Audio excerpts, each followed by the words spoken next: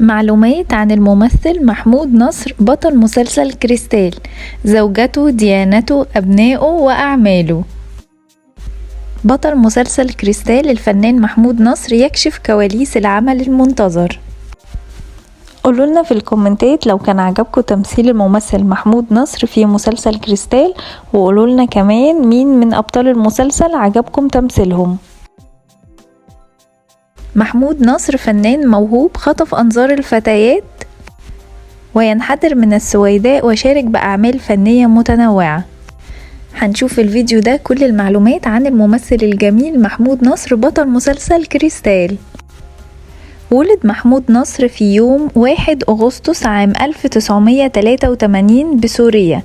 عمره الحالي 39 سنة ويتبع الديانة الإسلامية.